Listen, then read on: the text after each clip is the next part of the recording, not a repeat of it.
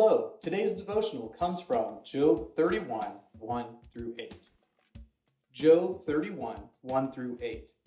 I have made a covenant with my eyes. How then could I gaze at a virgin?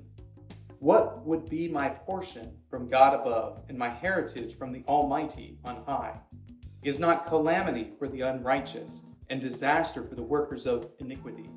Does not he see my ways and number all my steps?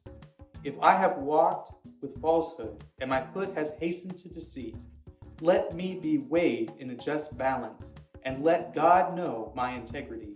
If my step has turned aside from the way, and my heart has gone after my eyes, and if any spot has stuck to my hands, then let me sow and another eat, and let what grows for me be rooted out. Job is making his complaint against God, and his complaint is always the same. His complaint is that he is being punished unjustly. Well, I'm going to give you 3 thoughts from Job 31, 1 through 8, to help us to see how Job was wrong in what he was saying. Thought number 1, the Lord knows all. Now, this is not something that Job had wrong. Job knew that the Lord knows all, but here's what Job didn't understand. Job didn't understand that the Lord knew all, even the stuff that Job himself didn't know. See, the Lord knows all, meaning the Lord knows that Job himself has a pride problem, that Job himself doesn't recognize the almighty authority that God has to give to him and to take away from him. Job goes back and forth stumbling on this idea, but he constantly comes back to the thought that he is being wronged somehow by the Lord not blessing him. But it's important for us to know that the Lord knows all, the Lord sees all, that nothing escapes his gaze. Thought number 1, the Lord knows all. Thought number 2, the Lord is just. See, here's what's going on with Job. He knows and acknowledges that God knows all. He expects God to be just, but he can't reconcile the things that are happening to him with God's justice because Job believes he is innocent.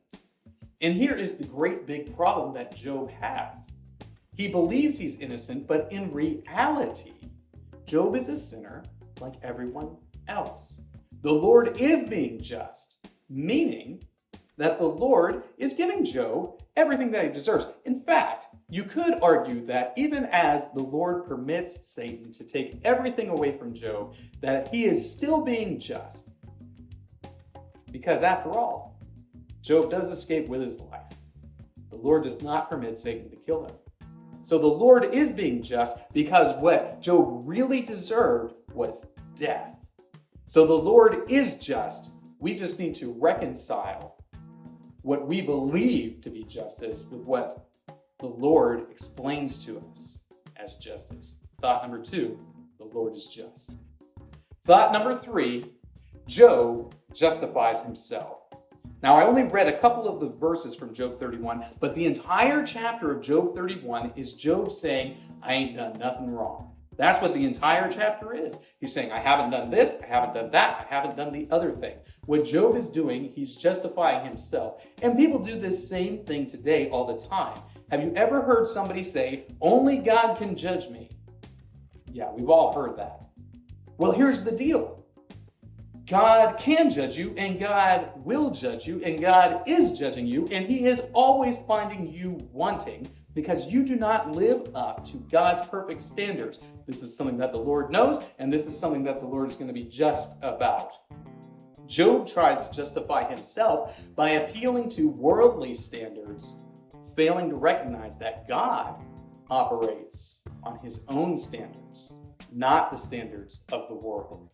So the 3 thoughts that I want you to take from Job 31, verse 1 through 8 are these. Number 1, the Lord knows all. Number 2, the Lord is just. Number 3, Job justifies himself.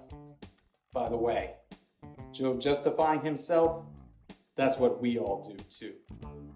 These 3 thoughts come from Job 31 through 32. That's today's reading. If you'd like to read through the Bible with me, you can do so by joining the Facebook group Through the Bible, where we are reading through the text of Scripture together.